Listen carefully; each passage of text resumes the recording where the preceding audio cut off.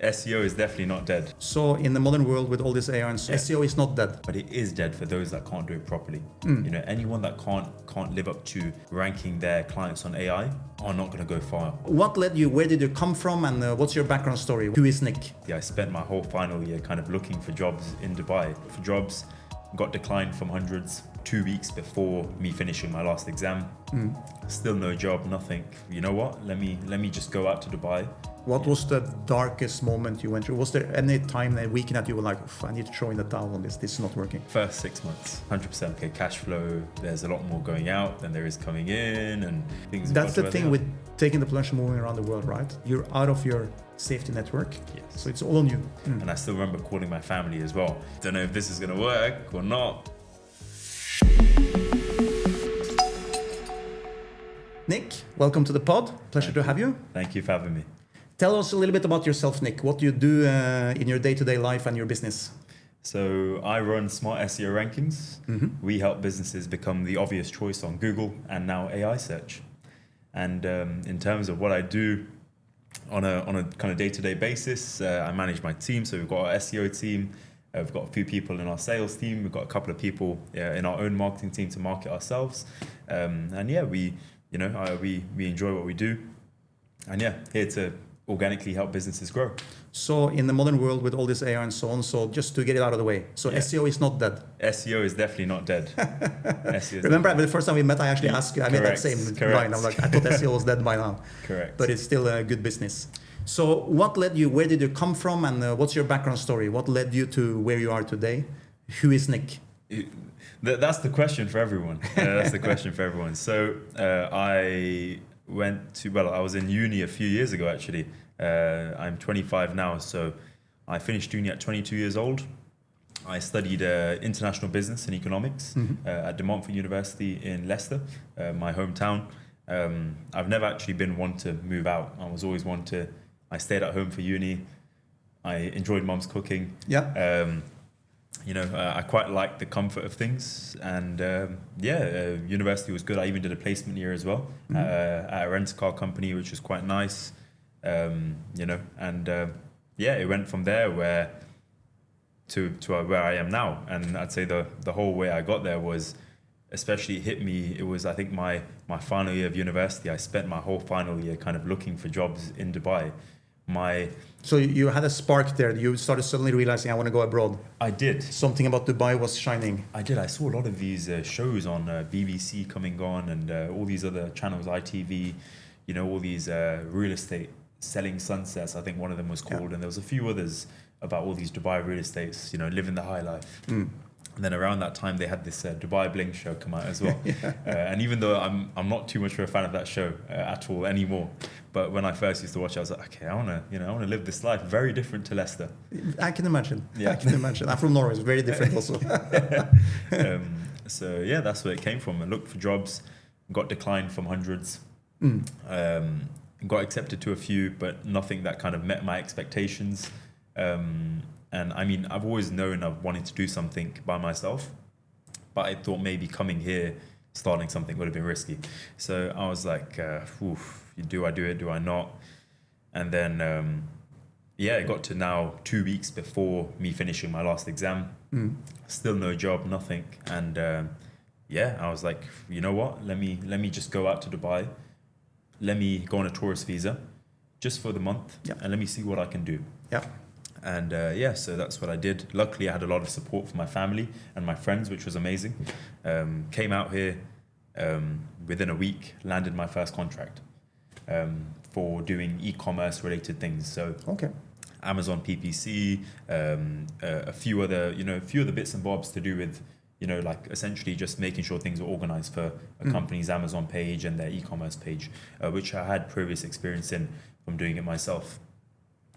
So you had dabbled your toes into some side hustles and so on back in UK? I had, yeah. So I actually started about 12, 13 years old. Nice. I was working at a phone stall in a market, outdoor market. Yeah, so in the cold, little kid freezing. Sounds a bit like child labor, but I mean, if you check the legal age in the UK, I think it's 13 to start working as so I'm pretty sure, just to make it clear to all the viewers, it's not child labor. but yeah, so I started doing that little hustle, you know. I think it's great. Yeah. And for parents to allow it also, if the kid has that drive. Yeah. I would expose them to doing business and learning the skill of sales, dealing with customers as early as possible. Yeah, it was honestly like, because back then I was a very shy child. I know you said to me earlier that you found me very tall and big. Trust me, I was very small back then. So I think that reflected a lot in the way I speak, the way I act.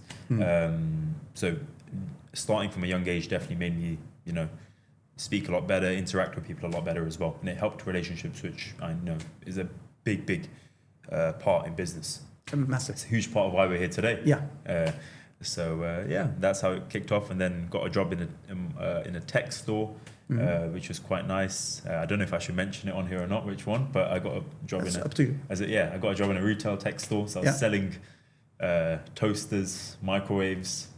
Again, you're learning sales. Yep. Which I think is an underrated skill for a lot of founders. Yep. Yeah, all these kind of things, Dyson Hoovers. So I learned a lot about technology. That was quite nice. Yeah. And then went on to doing insurance, car rental, working in supermarkets. You know, the general jobs while you're studying. Yeah. You know, and all of them really built me up to, you know, to the point of where I am today. And hopefully, I'll have more and more stuff that come along the way that help me grow. So this decision of Dubai, you were watching TV shows, did you have friends who went out there before you, or did you know someone here, or? Not really, to be honest with you. Yeah. I knew a few people, but I wouldn't class them as friends. I just class them as acquaintances, people I had on Instagram and all that kind of stuff. So it was just the allure of the lifestyle, that the shining star of Dubai that dragged you out? It was a love of the lifestyle, and I mean, it was more the case of my city is very small. Yeah. I'm not from London. How big is Leicester? In people, I'm not too sure. Yeah. But it's very small, to the point where I can go out, I can go out to a restaurant and I will almost guaranteed to be seeing someone that I know. Okay, Bump into that's someone. small. It's very small. Yeah. And especially growing up there, you know everyone. So I was like, okay, I need to get out of this, because I was watching all these videos online about getting out of your comfort zone. I know there's a lot of these like really good people out there, you know, like Warren Buffett, and there's a lot of others as well. They say you need to get out of your comfort zone, and moving to another country, or even moving out your home city is one of the best ways. So I was like, let me take this to an extreme, about 8 hours extreme. So took a flight and went from there.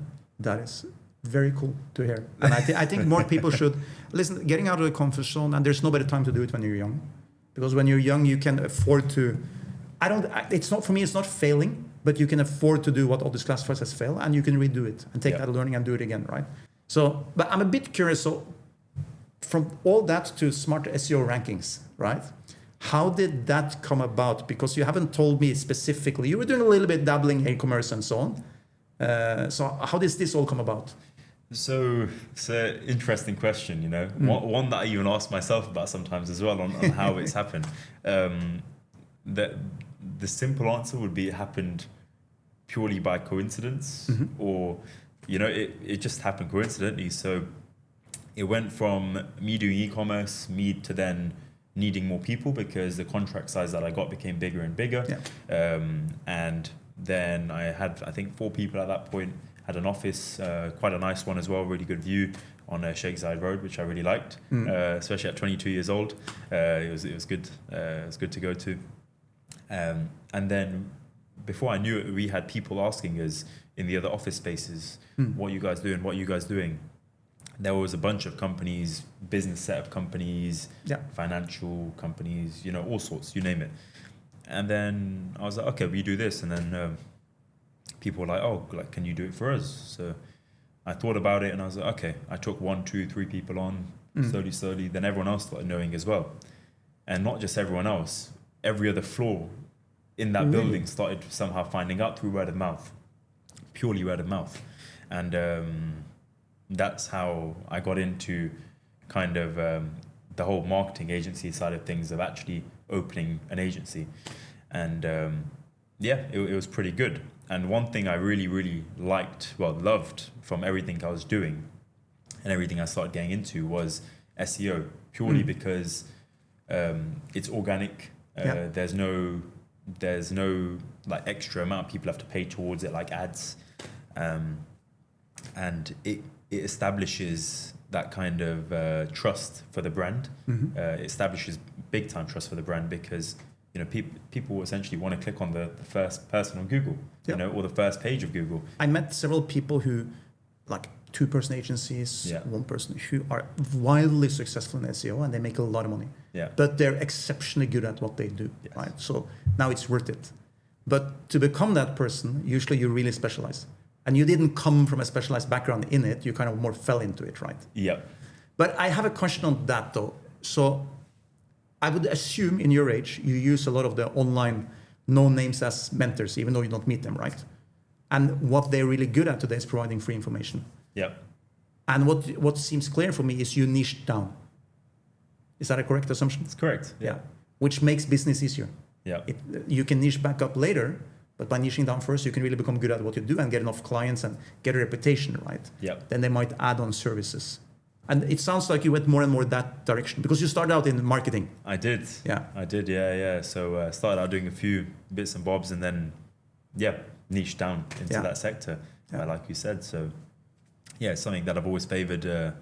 And it works. I do it really well. My team does it really well. And we've helped a lot of businesses. Very cool. I thought, why not? So what other hobbies did Nick have over the years growing up before you become an entrepreneur? Were you like a sports guy, a computer guy, or just hang out with the mates downtown? No. I'm, I'd say big time sports guy. Not so much into watching. I'd say more into doing. Yeah. I was a lot into playing football. Yeah. Rugby. Was in the rugby team the whole way through school, which was quite nice. Secondary school. So that's quite nice. I've recently got into paddle, which has been nice. Yeah. Like the whole Dubai trend that's going on. It's global. That trend is global. It's crazy. Yeah. And I love the sport. It's really nice. Another interesting one for you is taekwondo. I was doing taekwondo for many years. Yeah. Wow. So did that for a long time. Taught me a lot. Is that how you close your contracts? I mean, it's more so from the standpoint, not just from a physical standpoint, but I think that one particular sport taught me a lot about perseverance, integrity, having strength. that spirit. So I'd say that was more of a sport that taught me more about the lessons that I should push forward in life. As well as obviously the physical aspect of it as well, and beating people up. No, but I had a few guests on the podcast who talks about they were brought in to do different sort of boxing or whatever, right? And they all talk about how it benefited them in life. I agree. It does. It helps. It helps. And I still keep in touch with my taekwondo master now as well. Very good people. So here is the interesting thing about all the sports are available. Yeah. But it's not in the same fashion as back in our home countries where they have these organized leagues from you're very young, right? Yeah. So when you come now you're an adult. So when you come, it's a little bit more difficult to find, this is my league and my team. And like my last sport, but this is decades ago, was ice hockey. And I'm like, my wife was like, join. I see they play ice hockey in the mall. And I'm like, I'm not going to join a team who plays in the mall once every 2 weeks. It's too much of a hassle. Which team is it, by the way? I have no idea what they're called, but they have a couple of teams there. I see they play matches sometimes. Yeah, I work a few of my clients' ice hockey teams. That's what really? Yeah. Okay, yeah. It's funny when I walk by and I'm like, wow, they're playing ice hockey in the mall, proper matches. Yeah. So that was my sport. I tried many when I was a kid, but that ended up being my sport. How do you tackle, to go into your subject matter expertise, how do you tackle SEO now in the age of AI? Because people now they're coming out with their own browsers, right? I don't have to leave ChatGPT. I can browse the internet in it. Yeah. How does that work for you?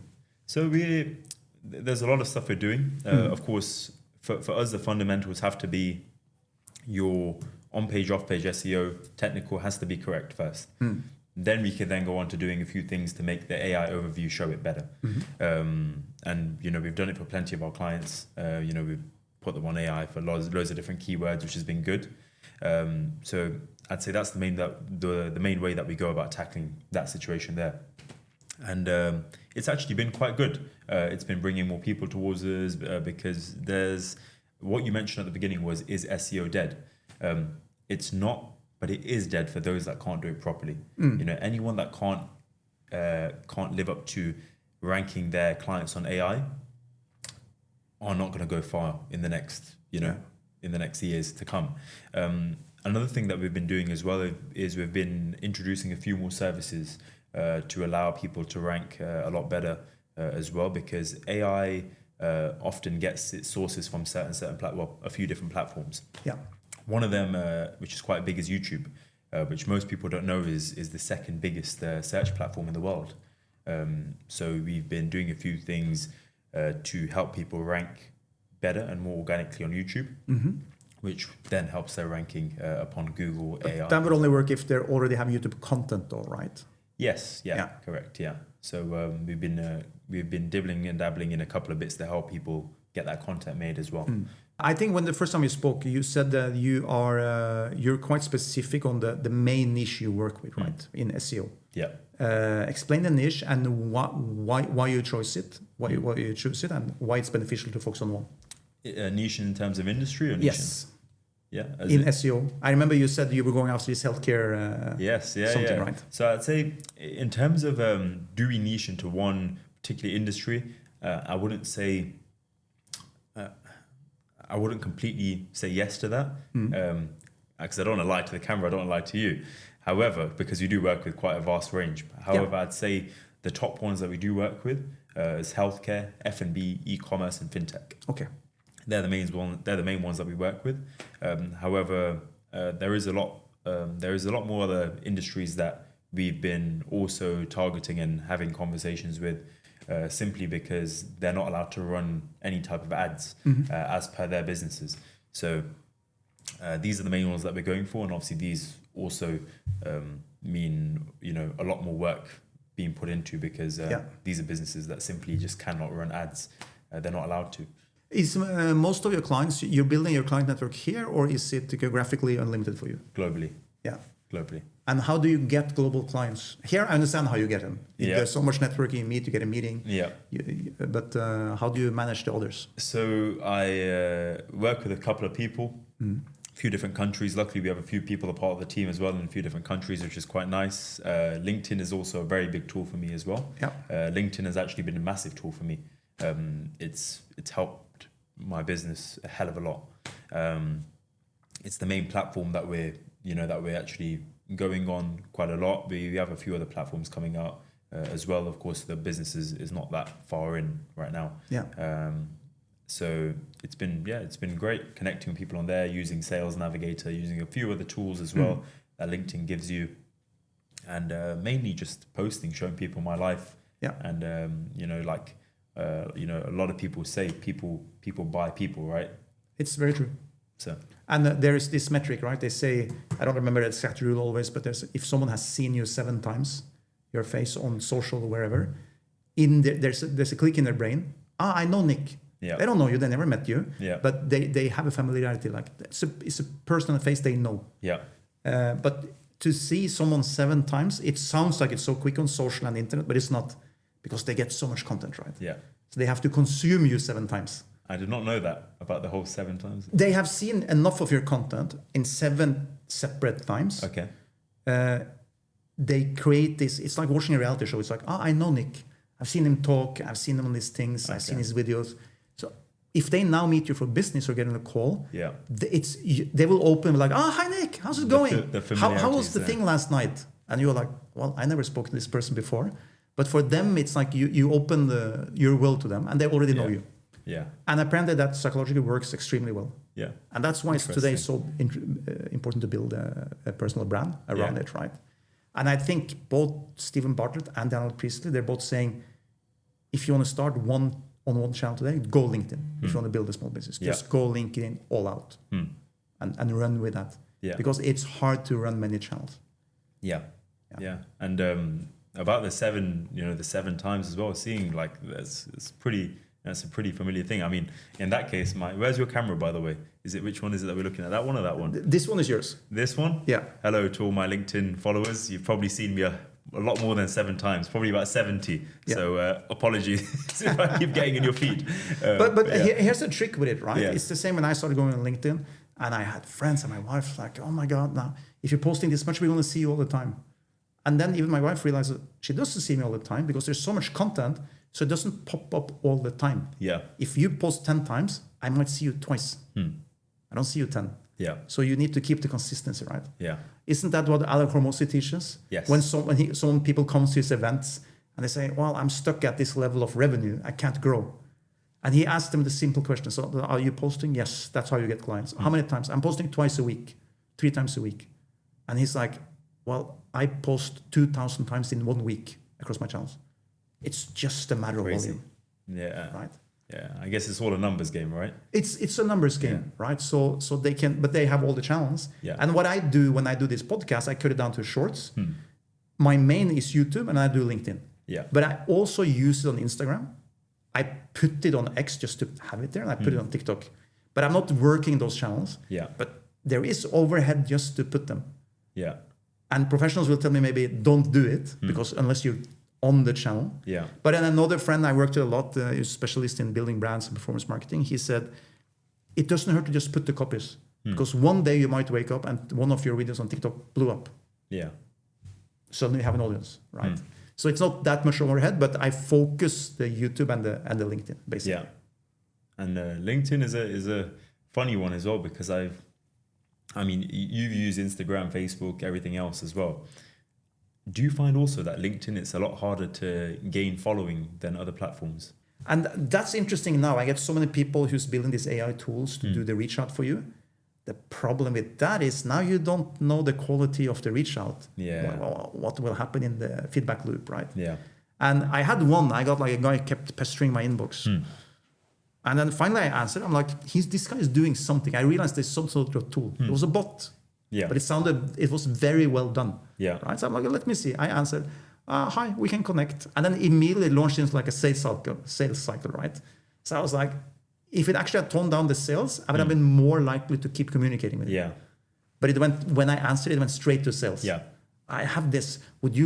It opens with, I'm not selling you anything. And the second you respond, well, you can buy me because I am a bot who does this. I'm like, build a repertoire, right?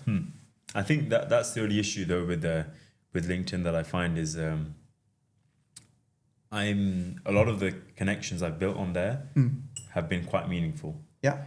But I feel like, especially over the last, I've only been on LinkedIn for about 9 months now. Yeah. Not been on for long at all. Same as me. I've been shorter even. Okay. Yeah. So I haven't been on for long at all. Yeah. And I find that a lot of these messages I get, people are just going straight in with the whole sales cycle, and I don't enjoy it. I don't think they enjoy it as well, to be honest with you. But they're doing what we just talked about. Enough messages out there, they will hook them on, right? Yeah. But then on a conversion rate, I don't know if they'll be getting that much conversion there or even responses. But I feel like when you actually get to know somebody, like let me give you an example.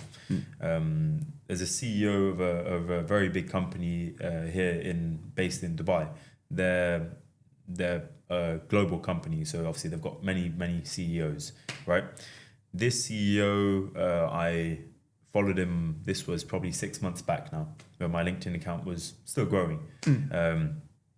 Now I used to comment on his stuff. He used to post a lot of stuff about sports and gym, things that I can relate to. And then through there, I messaged him a few times. He'd reply sometimes. It'd be normal messages, nothing salesy. Hey, how's it going? Really like your post on this. Really like this. I saw you have this role in this big company. How'd you get there? Those type of questions. And it took me about 4 months, and I finally got a meeting. 4 months of being persistent. And then the way I got the meeting was, I still remember to today because I still have the screenshot. And I will probably share it on my LinkedIn at one point. On the comments, I think we had a very interesting conversation on his comments. Probably 5-10 messages overall, me and him back and forth. And this is where he asked me, actually, do you want to, let's go for a coffee, Nick? And went for a coffee, kept in touch. And then this was purely on a non-sales basis. And it brought my company one of the biggest contracts that we have now, purely of just getting to know him. Two things happen, right? Yeah. First of all, you made him see you 7 times, but more than 7. Yes, probably more than 7. He started knowing you. Persistence. And you did not try to sell him. Yeah. So I do the same. Even when I go to a founder event, so I help a lot of founders with their fundraising, right? Yes.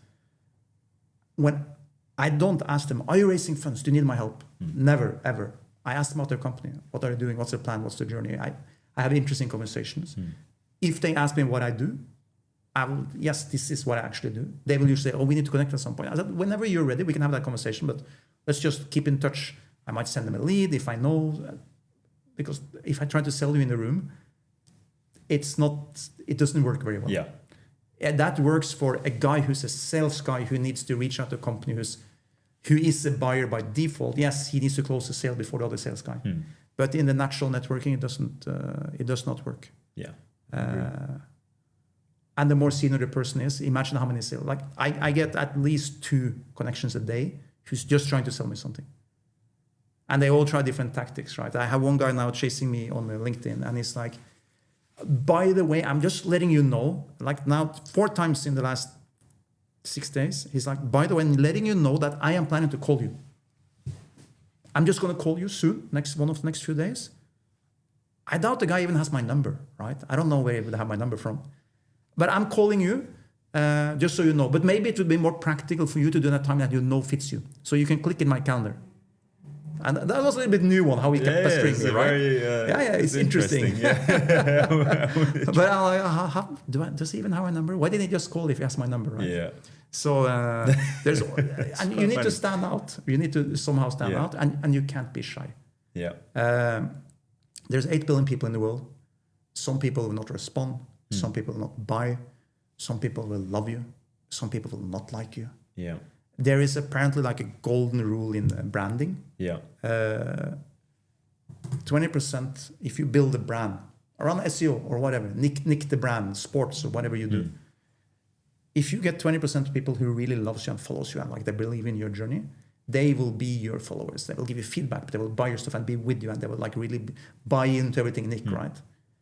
60% will be just on the fence. They don't care either or. Yeah, I see his products. I see if it's a good offer today, I might buy. It doesn't change. They don't care. Yeah. 20%, no matter what you do, will just not like you. And they will, if they can be bothered, they will flame you online. They will write bad stuff about you. They will just not like you. And in marketing, they say you should pay them some attention. I'm a little bit on the fence. I'm like, spend as little time as possible. Nurture the people who loves you. Yeah. It doesn't hurt to have comments, right? I can't sell them no matter what I do. So why should I spend energy on it? Yeah. Right. You go to a networking event or a party. Every time you go into a room, you will notice there's this one guy somewhere.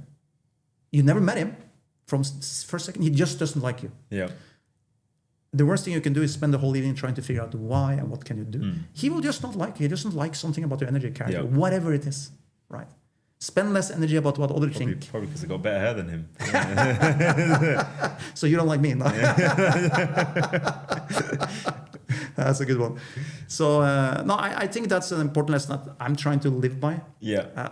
Funny personal story on that. So I try to waste as little energy as possible on when people do something stupid in front of you. Yeah. Because they can make me spend tons of energy being annoyed about it. If they steal your spot in the queue, they will not care. Yeah. It doesn't cost them 1 calorie, right? Yeah. You're just annoyed. So I was flying with my sister and my mom. We were flying her out for her 60th birthday on a vacation. So at the airport, we're queuing to go to the counter to check in, right? And there's this couple, a guy and a woman, and the guy kept like pushing his suitcase around us slowly. So he managed to get in front of us in the line. Okay. And you saw he was so proud. He was like, and to his wife, we got their spot in the queue.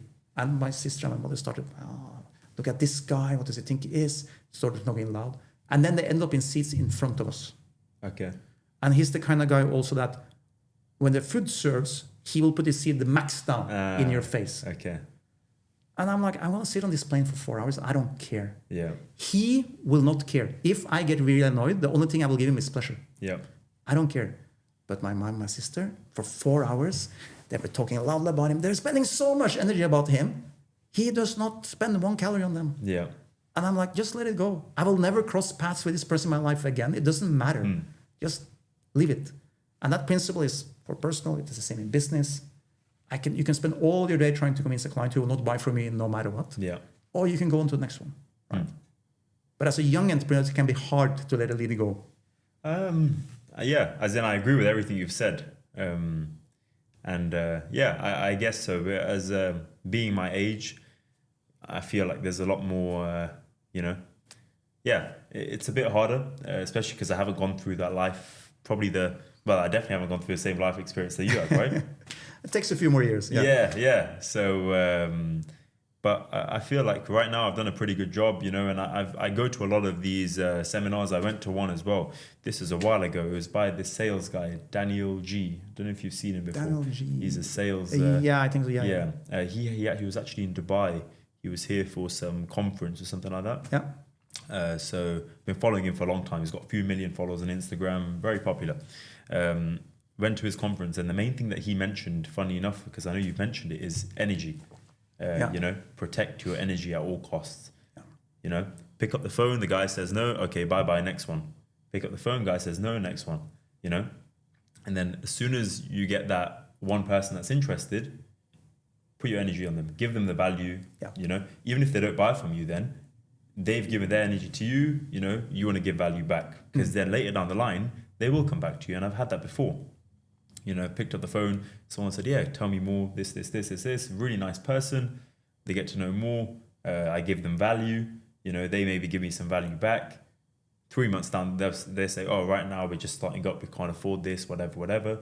6 months down the line, hey, Nick, we want to get started. I'm like, hey, nice speaking to you again. By the way, our price has gone up. We don't care. We value what you told us last time. Whatever it is, let's get started. Yeah.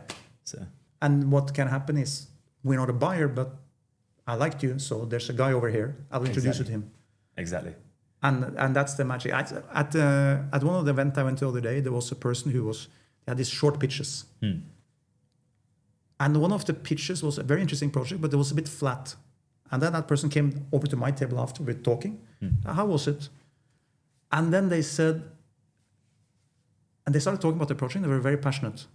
I was like, but how come you didn't do that on stage? And the person said, well, it wasn't my audience. I know there's no customers for me here. There's no investors. So I just rambled through it. And then we talked about when the person got really into it, they were so energetic and there was so good energy about their project, and they really believed in it. So I'm like, your job as a business owner, whenever you are on that stage or you talk to a client or whatever, is to carry that energy. Because the worst thing that can happen is nothing, or even though you think there's no one, they might connect you to someone. There might be something. Yeah. You have to just believe that. You have to talk to them as they are your customer investor, and just have that energy and now believe you. Yeah. Because it was a great project, and when the person really got into it, I was like, wow, this is amazing. But you have to do that up there. Yeah. Not let me drag it out of you, right? So energy is everything. And if you let the energy get you down, let's say you do the calls, by the time I reach a guy who's interested, I'm like, hello, I know you're not going to buy. Well, you can't start there, right? Yeah. You have to just I agree. Get up and run into it like nothing ever happened. Yeah, and I agree as well. What you said about the event that you went, that this person, they were a bit reluctant to go to as well. Like, I've been to events that I've been reluctant to go to. One was just last week, where it was. I was thinking, should I go to this? Should I not? It wasn't really my field. A friend had told me to come. I was like, okay, I'm going to give it a go, because that's what I've become now. Where I just give things a go, and from that, someone's cousin had this business, someone's that had this business, and there was things like this that went. I was like, wow, every time I go to these different events, even if they've got nothing to do with what I do, nothing to do with SEO, nothing to do with marketing, nothing to do with AI, still you would always, I feel like you always build meaningful connections from them, which is quite nice. What is Nick's business unfair advantage? What are you just good at? I'd say our SEO actually works. There's a lot of people out there, and they're just using AI to do basic things. We're proven, what we do works. We have plenty of testimonials. Work with a lot of global companies, which is pretty nice. A lot of big contracts. So we're trusted by, we're trusted quite well, which is number one, I'd say, with any sales relationship, any relationship in, that you have. Trust has to be number one. Yeah. And then next, I'd say as well, like I mentioned earlier, we're doing a lot to do the AI overview. There's a lot that haven't got onto that yet. They either can't do it, they haven't got the skill to do it, or it's just a case of they can't do it properly. I don't know what else to say to that. Yeah. And then I'd say a big advantage that we have as a company is our customer service that we give to our clients. Our churn rate is barely anything. Okay, that's impressive. Thank you. And it's because we look after people, not just from the point of view of, okay, we'll do the regular stuff, like we'll send you the reports, we'll have our calls with you, but we try and build a relationship with our clients where every single client knows and feels like we are part of their team, which is what we want. I have a lot of testimonials as well of this coming out shortly as well, of clients saying these type of things. It's very nice to hear. And I think it gives us quite a good advantage in the space that we're in. So what is your core strength as a founder, you think? Is it the SEO? Is it sales? Is it managing the team? Is it the vision? Or are you a potato who does everything? I'm trying to figure that out myself. Yeah. I'm trying to figure out my strengths. Right now, I think as a young founder, I look a lot at my weaknesses. And as a human being who I am, I try my best to work on my weaknesses. So I don't really self-reflect enough on my strengths. To be honest with you, I don't really self-reflect a lot of my strengths, and I think I should. Because you have a party trick. I've seen it in action, right? You meet someone, and you're having a coffee at some event, and by the end of it, you ask them some questions about who they are. Yeah. And by the end of it, you send them a report. By the way, this is the SEO ranking of your company and the website, right? Yeah. That's something you came up with? Was the team? This is something I came up with, yeah. I believe in speed, efficiency, because I know somebody's going to ask me that anyway. Most people I meet are founders or CEOs or, C-level positions. I know as soon as they see my LinkedIn, they're going to ask me, oh, what do you do? This, that. And I rather, instead of showing them what I've done for this company or that company or this company, what can I do for you specifically? Yeah. And that's why that's how I do what I do, Yeah, that's why I'm wondering, is one of your key strengths is actually sales? Yeah. Because I do think you could do that for something else than SEO also, right? Yes. Which is a good thing, because now you primed yourself to be able to add on businesses in the future. Yeah. Because sales is one of the most important things of building a company. If you don't have the skill, hire someone very quickly who can do sales.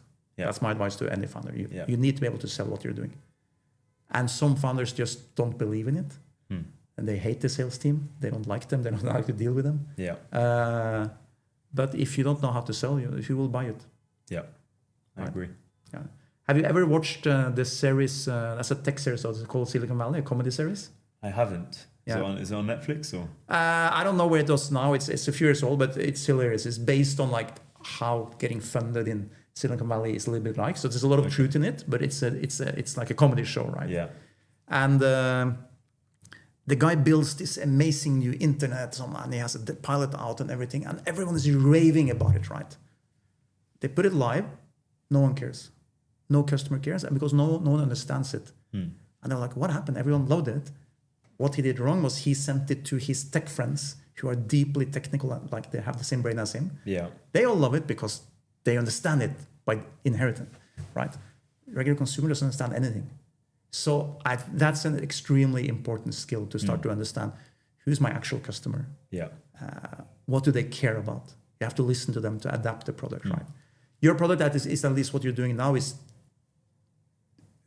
proven and tested. That's why I keep asking about the AI, because I think now there's a shift, because that's what I would ask you. How do I now, with this new generation who decides to only browse in AI, how do I rank there? And then you need to be the guy to explain to me, well, it's all linked, like you said, to YouTube, to Google. Yeah. You will the model will rank you if you're ranking well there. I'm sure the ChatGPT and all these guys will come up with some sort of paid model. I can start buying my ads and rankings in their models later. But for now, I'm guessing it's... and those who can understand those concepts with speed, they have an advantage in the market, right? Yeah. Because you have to be prepped for what the customers come with. 100%. Yeah. 100%. Yeah. Speed has been one of the biggest things that I've been... I'm one of those people, I always work on speed and efficiency, speed, efficiency. Because not just in my wins, but also my losses. If I get an idea and I'm like, like every week I'm always getting ideas from different founders, which is amazing. And I've actually had a few ideas from yourself over the time I've known you. I love implementing what I think is best from those straight away. Even if it means that I fail, I'd rather do it faster than do it slower. It's amazing. It's an amazing principle to live by. Yeah. And today you're allowed to do it fast with all the tools we have available, right? Yes. So and some people get so scared of losing their business or their customers, they don't dare to experiment. And I think then you have guys like Elon Musk who just said, you buy a Tesla and suddenly overnight they said, we changed the price, $20,000. We dropped the price $10,000. We added self-driving. We took away self-driving. If you want the charger, it costs money. They just keep changing randomly, right? Yeah. They're not afraid of testing. And they just test on a large scale. They didn't like it. Let's revert back. Yeah. Suddenly, 2 weeks later, we screwed up. We'll revert back to how it was, right? Yeah. So, but you need a little bit of balls to do that. Yeah. Because it is scary. Because being an original founder, a first-time founder, yes, cash is king. Cash flow kills more companies than I can count. Yeah. It's one of the biggest killers of everything. Yeah. If you don't know how to manage your cash flow, you will die. Yeah. And then it gets scary. Should I take this risk? Because what if I now don't land these 2 next clients? But then you have to balance that up against the ROI of the possible growth. But if you can do it fast, which is possible today, that's amazing. So where do you get all this? Kind of all the lessons. Where do you consume? Where do you learn from? I wouldn't say I know all the lessons. I'd say I'm learning on a daily basis. And honestly, when I say I know a lot of founders and they say, I'm learning this. I honestly learn on a daily basis. Because you come off to me as a person who you have actually learned a lot. But I like that you're very open to and saying that you learn new things every day. And I think the skill of testing and being not afraid of test fast and try it, it's the best way to learn. Yeah. And it's something that you have. Do you have mentors? I do. I do. I've got 2 very important mentors. They're London-based. So, I learn a lot from them. And I also speak to some very, very big marketing companies that do what I do as well. And, they mentor me.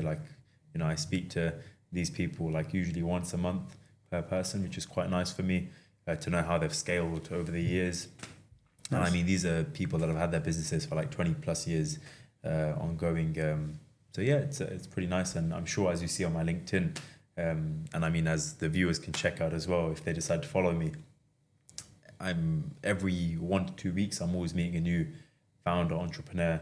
I wouldn't say doing a podcast with them, but I meet them, I speak to them, I find out a bit about their life in a bit of an informal setting, and then I post about it on LinkedIn, and I do that quite a lot as well. Nice.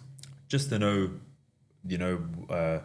what they do, how they've done it, the struggles, because I feel like as much as it's great being on camera, there's some stuff that people don't, tend not to say unless they're off the camera and they're... Absolutely. Yeah. There are certain things you will always hold back on, and you have certain blockers, right? So, for example, there are. I can talk about the digital bank we open, but there will be certain contracts and things I can't mention, certain partnerships I cannot mention, right? Which makes it a little bit unnatural. And there's that with every client. Yes. You can talk about the use case of a client, but you can't mention the name. Another client is happy for them to say, this guy did that, and this is what he did. So you always have to navigate that. Yeah. But that's why I like to actually cover the segment we've kind of been in, like so your subject matter expertise, because that's more general. Yeah. It's not about, but use cases are the best way to explain something that you're explaining to me how it works. It's for me, I love doing that. I love putting it in perspective. Like, okay, this happened to me, and I was speaking to a guy, and we did this. Yeah. Hence, I learned, or we did, right? That's an easier explanation than sitting in school and read this chapter in the book. Yeah. Boring. It's much easier to understand when you put a use case around it. That is an actual use case. That's something that happened. First of all, it's a memory for you. You remember it very well, and you can explain it. And the receiver will be like, okay, I get it. I had a similar situation with someone else, right? And I think that's probably one of your skills. You're good at the networking skill part, and which is great. So what is your, coming to the part of being a first-time founder, have you nailed down, now that you are Smart SEO Rankings, you niche down to that kind of? Yes.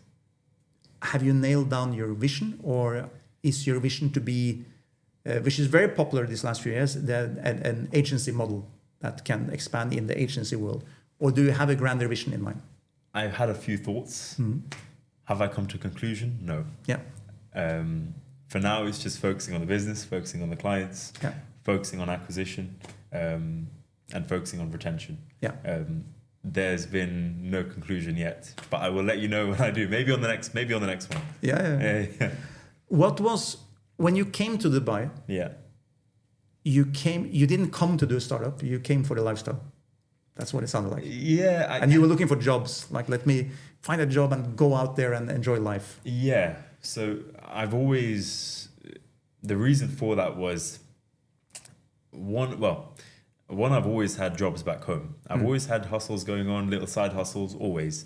Even from when I was 12, 13, I used to, the market stall I used to work at, I used to buy stuff from them for cheaper, sell it at school. It was like phone cases, things like that. And then it went up doing, more and more expensive high ticket items, So I've always had that hustle mindset, but I felt like coming out of uni, if I came to this place, Dubai, one of the, they say it's like the best city in the world now to be in, one of the best cities in the world, which I do agree it is. It is one of the best cities in the world to be in. And you always imagine, how can somebody from a city like mine come here, and on top of that, you're 22, you haven't got that much money in the bank. I need a job to survive. More than anything, survival mode. I need to pay the rent. I need to pay for my food, this, that, whatever. So that's why I came out here looking for a job. And then, while I was looking for these things, I came across a few bits and bobs, and I was like, okay, let me just give it a gamble. Like I said, my mom was a really big part of it as well. She gave me quite a big push to say. That's quite impressive. Shout out to mom. That is usually it's opposite. To be like, oh, are you crazy? Like, stay safe, stay home. It's better. It was big shout out to mom. But my mom was a really big part to say, just try it out. Like what you were saying before, what's the worst that could happen? The kind of fear of failure type of thing that, kind of remove the fear of failure. Shouldn't be anything like that. What's the worst that can happen? Fall flat on your face, go back home. Went with it, and here we are today. So from what you thought Dubai would be like, because I'm sure when you came, you lived the life of every other young new person in Dubai, right? You enjoy all the going out, all the scenes, the whole life. It's everyone new in Dubai does that, right? What is very different today about what you're doing and how you're living comparing to what you were convinced it would be like when you came? Honestly speaking, when I first came here, I was going out. I was going out quite a lot. Has it changed? I'd say it's probably gone better. I'd say, to be honest with you, I'd say it's probably gone better. I still go out quite a lot. I probably go to better places from when I first moved here. Did I have my time in the middle of absolute survival mode? Yes, I did. I only feel like recently, the more established the business has become, and the more I've been networking, and the bigger things have been going, that I've been living that kind of Dubai life in a sense a bit more. But is it like that straight away? Absolutely not. Absolutely not. And I know we had this discussion prior to starting this as well. People come here thinking Lamborghinis and Ferraris and this and that. No, it doesn't. It definitely. There's plenty of them around. Yeah. But it doesn't mean you'll be in one right away. Exactly. And yeah, it wasn't like that for a long time, especially during the middle as well. Like I was doing like my budget takeaways or whatever, just because I don't tend to cook, and but otherwise, I couldn't give you the whole sub story about Dubai, because for me, genuinely, it's been an amazing experience. It has, and I'm sure it will continue to be. But doing a startup, a company, what was the darkest moment you went through? Was there any time, that weekend, that you were like, I need to throw in the towel on this is not working? First 6 months. 100% first 6 months. Yeah, I remember when I came here, and obviously things were going well the first 1-2 months, things are exciting, and then stuff gets real. I have people that I start hiring, then it's as if like their livelihood depends on me, right? Yeah. I'm paying their salaries, paying for their visas, everything else that comes with it, flight ticket home, insurance, and then you start to realize, okay, cash flow, there's a lot more going out than there is coming in, and those types of things. And then that's kind of where I hit a point where I was like, okay, can I do this? And I still remember calling my family as well. This must have been 5-6 months in, like, hey, like, guys, I don't know if this is gonna work or not, but and then again, I had a lot of push from back home. I wouldn't say I wouldn't say that I had as much support from outside of that than I thought I would, but things have that's the thing with taking the plunge and moving around the world, right? Yes. You're out of your safety network. Yes. So it's all on you. Yeah. You might get lucky and meet some people who are supportive, but in a crisis, it's you. And that's it. And you just, but it's a good learning curve. It is. I'd say the same with my LinkedIn as well. When I first started my LinkedIn, people thought, what's this idiot doing? Yeah. What was he doing, posting about his life? And it's such an interesting fact, because I love this, for example, watching, we spoke about him before, Alex Hormozi. Yes. He just says, just get over yourself, what people will think. And this comes back to if people will like you or not. They will judge you for 5 minutes. It doesn't matter. Yeah. They are not going to be an integral part of your growth journey anyway. You can be held down by whatever do you think they think about you. Yeah. There's another principle that is a little bit similar that I see a lot of memes now about. It's they call it, what's the principle? The invisible guest theory. So if you go to a party, you're in the corner and you're looking and like, oh, maybe they're judging my outfit, maybe I don't fit in here, maybe no one likes me, whatever, right? So you think everyone is thinking about you, looking at you and talking about you. Yeah. They're busy thinking exactly the same thing. Yeah. No one cares. And when you can get over that fact and just do what you need to do for your own growth and your own career and whatever, it's such a powerful tool. I used to be in Norway. We have we have like this unwritten law called the Jante law. Okay. Which means, in direct terms, it means you should not believe you are something. If your dad paints houses, you should paint houses and be happy with that. Don't strive to become anything more. So you should not go out and be like, I'm going to be number one in the world. You should not do it. And it shines through when we have for a very small country, 5 million people, we have a lot of global athletes which are world champions and do very well in many sports. The year they win the champion, they are like, oh, I'm the world champion. All of Norway is like, yeah, this guy is so good. Next year, he doesn't win. And they are like, see, he lost focus. He was stupid. He was busy with his lifestyle. He should never have done it. He's really bad. It happened, I remember very well. So we had a guy who became the global world rally champion many years ago. Now his son is smashing it suddenly. And from Norway, you're like, okay, how did that happen, right? Yeah. And he won the global, and all praise. Next year, he didn't win. And everyone was trashing him in the press. See, he thought he was bigger than he was. He should have stayed cool on the farm. Yeah, because he did terrible. You know where he ended? Number 2. He was number 2 in the world, and it wasn't good enough. So if you stick your head out in Norway, you have to either really win, or you better just stay down, right? Yeah. And that sticks with the culture of it, right? So that was a hard lesson to put away. That took me many years, even traveling. So I would go into some room sometimes abroad, and I'm like, oh man, I have to not. And then you just get over yourself. Go out and do. If someone doesn't like what you post on LinkedIn, who cares? They're not your customers, probably. They're not going to be your supporters anyway. And most of the time, we care about the people who will not be your customers or buyers or support you. Life is too short to care about them, right? Yeah. It's way too short. Yeah, 100%. And I mean, it just shows as well, like, people will support the people that are winning, you know? And I know you mentioned Alex Hormozi, you mentioned there's a few other people, even Gary Vee as well. Yeah. Nobody knew these people. Like, no one knew Alex Hormozi a few years ago. No one knew who he was at all. And now, you only knew him if you were dealing with gym memberships in the US. Exactly. That was the only thing you knew. Yeah. And now he's one of the best-selling book authors in his field. Yeah. You know, I think he smashed it on Amazon with some... He was the only guy. They had the fastest-selling non-fiction book in ever, right? Yeah. So, it's crazy. Yeah. The power of understanding your market. Yeah. There's been many examples of that the last few years. People who just almost out of nothing just grow. Daniel Priestley, doing massively well. He's been 6 times on Diary of a CEO. Complete unknown up until, right? Yeah.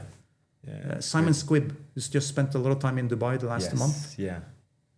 Unless you follow that specific content, no one knows anything, right? Amazing guy. Yeah. So a friend of mine runs a photo studio in the JLT. Okay. So when Simon Squibb was here, he was over in Marina that day. He was walking out for lunch. And he sees Simon Squibb on the bridge with his team setting up for a shoot. He walks up. He says, hi, I've seen your content. I saw you guys were here. I run a studio. So the guy was like, sure, yeah, he had 2 minutes. And he's a big celeb now, so busy, right? Yeah. And he said to him, he showed him the studio, and okay, maybe we can do something there. And he took time out. He's just a down-to-earth guy who took time out to do it, right? And I think that plays a lot into it. Yeah. None of these guys are the show-off bigger than themselves anymore. They're down to earth. Yeah. You had all the people who did very successful on the other end, like the Tates of the world, who are, I'm not going to comment on anything about their opinions or lifestyle or whatever, but marketing geniuses. Out of nothing. Yeah. They were doing okay, and suddenly one day they just cranked it up. Yes. And they were the most known celebrities in the world. Yeah. And that happened in literally 3 months. Yeah. The Tate brothers, right? Yeah. Yeah. I'm not going to comment on anything else around them, but that's a checkbox. I'm like, wow, impressive. Yeah. What they did, right? I must say, there was an event as well. I think we were both there attending in Marina. There was an evening event. No, I think I wasn't there, but I saw a picture of you. Yeah, he was. I actually got I was on a table next to Tristan Tate, and we spoke. We had about 15-minute conversation afterwards, and I must say, I did ask him these questions. How did you guys blow up? And the answers were crazy because he kept it very simple, and they just said we did stuff that people wouldn't usually do: speak on camera, be out loud, things like that. And then it comes back to the point that you were saying on, kind of, again, I'm not condemning anything that they do, whatever it is, that's up to them. But it comes out to the point that you're saying exactly in the sense of just be out there.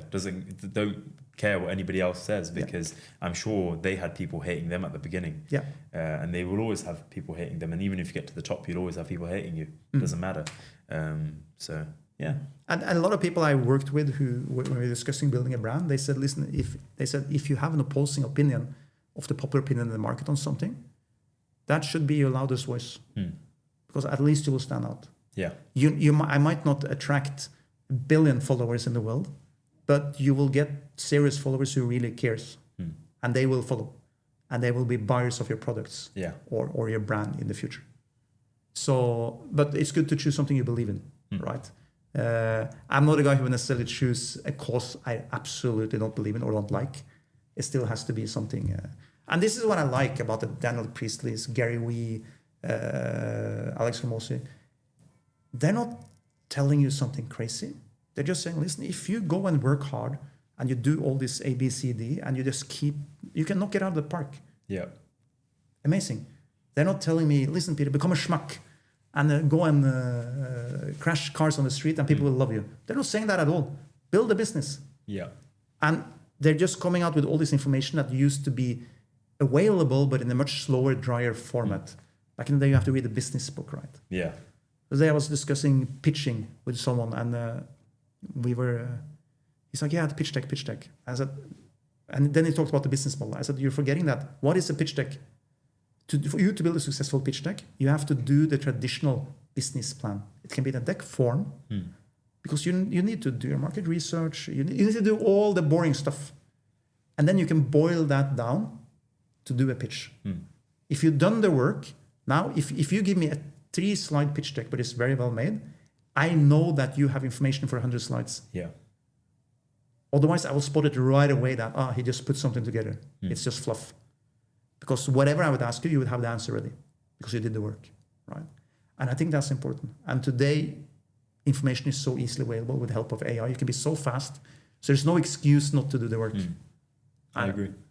Like you, in your industry, if you don't stay up to date with the waves of, like we said, you will be asked now, yeah, but SEO, what about AI? You need a solid answer to that. Otherwise, you've not closed a single client. Yeah. In 2 months, not a single client will care because you don't have an answer. Yeah. You didn't understand the metrics, right? Yeah, and more than answer, I'd say proof as well. And proof. Having, anyone can say anything, but having the backing behind it definitely helps, which is quite nice.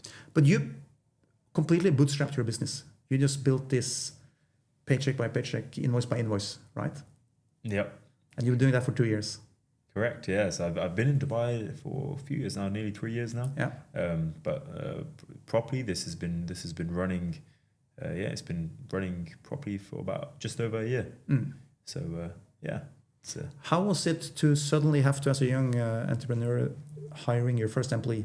Because that's a big one. Interesting. Yeah. It was interesting. I had a lot of lying applications. I had a lot of people not turn up for the interview. Yeah. Funny. Yeah. The culture I found was very different compared to the UK. Things were a lot more straight to the point here, especially compared to back home. I feel like all these back home, like you've spent a lot of time in the UK yourself, right? Not for decades. I mean, Okay. you guys, you chose to leave Europe. Like, why would I do business there? That I don't know why, but I think the whole of Europe might be the same. You get all these different 4, 5, 6, 7 stage interviews. Very formal. Here it's very kind of, can you do this? Yes or no? Okay, show me. Yeah. I like the show me method. Yes. If I can give you a practical, if you refuse to do it, that's either a red flag. Yeah. I'm not trying to get free work out of you. I just need to know if you can do the job. Yeah. And honestly, me, when I hire people, I don't care how you get the job done. I care more about you're capable of getting the job done than being the best at that specific craft. Yeah. Because I agree. people who can get a job done, they can get any job done. And I think that's important. Yeah. So what do you look for in candidates? Now you're a growing, building company. Have you figured that out in your journey? The energy, just the right energy. Yeah. I don't necessarily look for, they don't have to be the smartest person or the, whatever it is. I just look for good energy. If they can do, if they can do the job to even at the simplest level, but I know they have the willingness to learn. Yeah. This is exactly why we have a lengthy training program instilled in the company. That's good for me, but I don't want somebody that comes in and affects the rest of the people within the team, because keeping their energy strong is the best thing you can do. There's a lot of sayings around it about, when you put a bad apple with I don't know if it's an apple or whatever fruit they use as their analogy. Yeah. You put a bad apple in the basket of good apples, something will start rotting, right? It's going to rot the rest. So for me, it's energy. Of course, I believe in the show me method as well. That's a big one for me. I've had interviews that have lasted about 5 minutes before where people have been hired from purely just showing me or being very, very well prepared. You know, they've done research into me, the company, how we operate, and yeah, things have been gone from there. Yeah. What challenges were you not expecting as an entrepreneur to have to go through these years? What were like the big ones that you like, oof, I wasn't aware of this? Sick days. Sick days, a big one. Yeah, sick days. Yeah, you know, things. Unfortunately, people fall sick. It happens. We're all human. But again, how to navigate around that, how to make sure things are done in advance, so that if those times do occur, things are covered. Because of course we are working for our clients. Another one is very initially when I first started out, dealing with different types of people, in terms of using people's strengths in their certain roles, and to not be afraid to change their roles according to the strengths that I see. That's a very big one. Still learning it, but initially it took me a very long time to learn. To say, okay, like if this person does better at this, or this is their kind of hidden talent, use it. You know, because people, people are always doing different research, especially in the field that I'm in marketing. A lot of marketers I know, even if they don't own their own company, they're always doing research around different things related to their field. So why not use it as a benefit to benefit them and the company? The best job descriptions I see when it comes to a marketing role, if I have someone in marketing, they say, I'm thinking about joining this company, and they show me the job description. And if the job description say, this is what you're doing, but the most important thing your job is in marketing is to stay up to date with the market. Yes. I'm like, that's a good company. They understood. If you're just coming in to execute, you will fall behind. If they already care about you, your job is to know what's happening, trending in marketing. That's brilliant. It's a good company, hands down. And it's very interesting because I had friends who joined companies and they would tell me, there was some red flags in the interview. And I meet them a year later, they're like, it's terrible to work for. I'm like, it's interesting because you told me yourself, but I do understand sometimes you need a job, right? You need the income, you need something. But yeah, but for you it's different because you said it earlier, to have someone who relies on paying their rent and their food, the paycheck they get from you, that's a responsibility. Yes. Yeah. And it's an important one. Very. Very. But I do think if you care about your people, that you get that back tenfold. They will give that back to you. But you have to get rid of the bad apples. Yeah. Did you have to go through that unfortunate task a few times? Yeah. Yes. So you're not fresh in that anymore. No, definitely not. Yeah, definitely not. It's a very hard skill to acquire, and it takes some practice. Because you have to tell a human that, listen, I'm going to take away your livelihood. Yeah. But my principle in every startup I help or work with, I'm like, if there is no company, no one has a job. I can have 100 people, but if 20 doesn't fit here, if I don't let them go, there's no company. We won't survive. Yeah. Then the others don't have a job either, right? The way I see it is, and one of my mentors actually taught me this very early on, hire fast, fire faster. Yeah. And it took me a while to get into this, especially at the beginning, because as you said, without, there needs to be a company at the end of the day. There needs to be a formation there. And it landed me in a very sticky position. Landed me in a very sticky position at this one point as well, because I kept this person on for about 6 months, knowing that I was delaying the inevitable. Yeah. And then it happened that the day that I decided to actually take the leap and, give them the news of their termination, that they had a very bad thing happen in their family.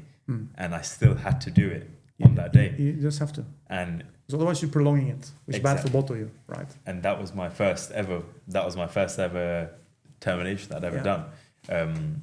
So from then is when I learnt my lesson on, don't delay it, because I delayed it and the worst possible outcome happened for me, where now this person has been terminated on the same day that they've had an issue happens. And that's one side. So I try to look at it from a positive perspective. I'm like, I had managers in companies startups I work with, or founders who's like, I can't stand this employee. They're useless, but they're keeping them on, and they treat them like dirt. And the person is withering. They start hating their job. They start hating coming to work, and it's not working. I'm like, fire them. Yeah, maybe next month, in a few months, whatever, right? What's technically happening is, first of all, you're killing your own company. And secondly, there is no bad intent. He's not at work to mess you up. It just didn't work out. Yeah. By you holding him there and keep paying him and maybe make him miserable on top of it, he might miss the next great job opening. That train might pass him by. If you got rid of him, he goes out and looks for a job, maybe he lands. I had an employee who was very harsh in one of the companies, very harshly treated by a direct manager, but the person refused to let the employee go. Like, no, I'm not letting him go, but made life living hell. And that guy was struggling. Right? So one day I took him out. I said, listen, today we go out to a bar after work, me and you. I loaded him up on a few non-alcoholic beers. And then I had a serious talk with him. I said, listen, you're miserable. Your boss doesn't like you. For some reason, the boss is not firing you. I want you to do me a favor, because you have talent, but this is not working for you. I said, what should I do? How do I fix it? I said, you fix it by coming in on Monday with your head high and quitting. And he's like, no, but I cannot do that, right? Then he thought about it. He texted me Sunday night, and he's like, I'm going to do it. He walked in, like sweating, nervous, shaking, but he quit. I think it took 1 week. He called me. He said, Peter, you know what? I just got offered a job by a guy who used to run the company that I used to work for. Much better salary, much better position. And now, 3 years later, he's still there. Wow. And he's super happy. Yeah, amazing. If we kept him in the grinder, this would never have worked. And he would have become just a wreck, right? Because you lose all self-confidence also when you get treated like that. You do. And it's not fair to any of you. You are wasting... And because I have that same principle in life with... I would have it at work, with employees, with relationships. If you know it's not working out, you're not doing the other person a favor by keeping them around. You are wasting their time. Yeah. This is time they will never get back. And life is too short for both of you. Yeah. I agree. Yeah, because 70% of 70% of our lives are spent working. Yeah. I'd say more or less, or 70% of our week, month, whatever it is spent working. So if that 70% is not in the green, our 30% gets affected. Yeah, absolutely. What advice, if you look back on now, you're still a young founder, still in the growth stage. Yeah. But what advice would you give to a young Nick sitting in Leicester in the UK who's thinking about taking the same tail leap? What would you tell him? Don't think twice and do it. Yeah? Yeah, I get, funny enough, Peter, I get this question quite a lot by people that I've known from primary school, secondary school, college, university. At least once or twice a week, I'd say. Especially since my LinkedIn has been growing quite a lot in the last, within the last year. And I get a lot of people that add me, even some people that had even taught me when I was back in school, that are thinking about, most of the questions are about moving to Dubai, some of them about starting your own business, but I'd say majority of them about moving to Dubai. So I'll reflect on your question based on that, just because that's what the majority of what I get. I'd say do it, especially if you don't have any commitments. Do it, do it now, whatever it is, whether you want to start a business, whether you want to get a job working for a company. The best thing I would personally advise, come out here, even if it's for 1 month, connect with people, and attend events. There's plenty of events on. Of course, come on season, not during the summer when things are a bit dead. I'd say definitely come during the good seasons. Don't come in summer and don't come in Ramadan. Yes. Because they will just be slower. Exactly. Yeah.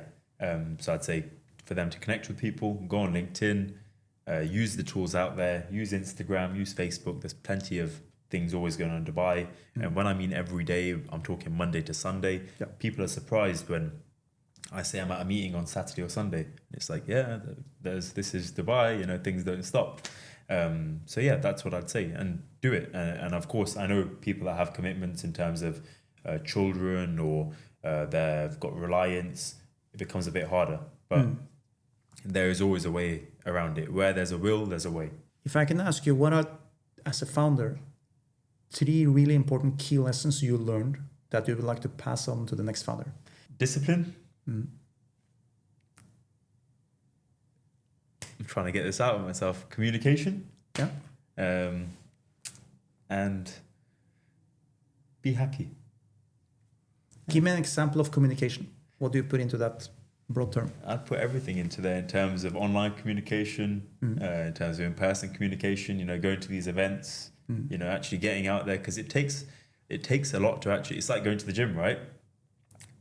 Most of the effort is done actually getting out of your seat and going to the gym. The rest will just happen from there. You create momentum. Exactly. Yeah. So it's the same thing I'd say with this as well, with communication. Most of it is just getting up and getting out there. The same with picking up the phone. Half the job is done when you pick up that phone. So it's interesting for me because your 3 key lessons are technically very similar to each other, and they're tied into the same. I think it all ties back to the energy. You're creating momentum for your energy, kind of. That's what I feel when I'm listening to you, right? Because you're describing communication as that, creating the momentum, and which making your energy. And then you're saying being happy, which is again back to what you said earlier. Yeah. It's about keeping your energy in a good state. Now you meet people and you create. If you walk into a room with good energy, the room changes. You walk in with bad energy, it changes that way, right? And discipline, it's a bit the same. You're disciplined to make sure you don't let things eat away on your energy, right? So I think you're an energy person. I like to think so. Yeah. Nick, it's been such a pleasure. I can't wait to see where your journey takes you. Thank you. And I would love to see where you are in 5 years. And when you invent the next big thing, I'd love to have you back. Thank you for having me. Cheers for you. If you like this content and you want to hear more real founder stories, we drop new episodes weekly. Make sure you don't miss that and click subscribe.